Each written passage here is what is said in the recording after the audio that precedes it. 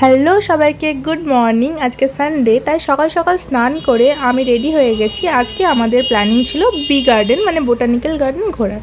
তো আমি রেডি দেখো প্রায়, আর আমার হাজব্যান্ডও রেডি হয়ে গেছে। সাথে আমি আমার পুচকেকেও রেডি করে দিয়েছি, আমার শাশুড়িমাও রেডি। সবাই এবার আস্তে আস্তে বেরোবো। তো এই দেখো আমরা বাড়িতে তালা দিয়ে এরপরে সবাই আস্তে আস্তে বেরিয়ে পড়বো।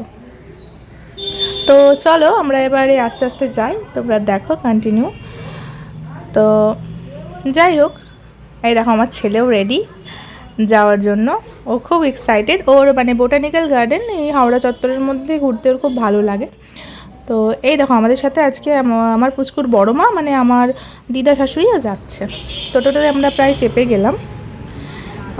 এবারে মা দিদা উঠলেই বাস টোটো চালু হয়ে যাবে। এই দেখো আমরা যাচ্ছি এবার টোটো করে।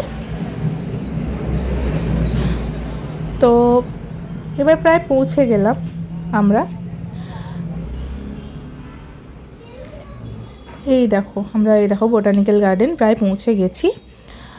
তো এরপরে ভেতরে ঢুকে আমরা বাকি এখানে যা যা জিনিস আছে সব দেখব।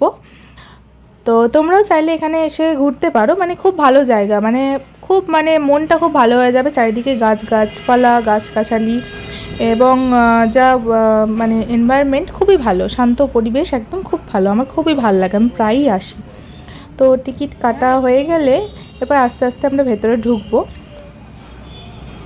এই দেখো এখানে ব্যাগ চেকিংয়ের একটা ব্যাপার আছে। ব্যাগ চেকিংয়ের পরে আমরা ভেতরে ঢুকে যাচ্ছি এরপর দেখো আস্তে আস্তে।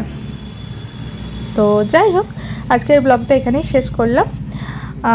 আবারও দেখা হবে একটা নেক্সট ভিডিওতে। তো একটু দেখে নাও যে ভেতরে কী কী জিনিস আছে।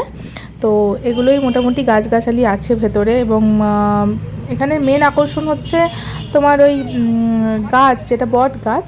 তো সেটা মেন আকর্ষণ। তো এই ভিডিওতে আমি দেখাতে পারলাম না, পরের ভিডিওতে দেখাবো। চলো টাটা।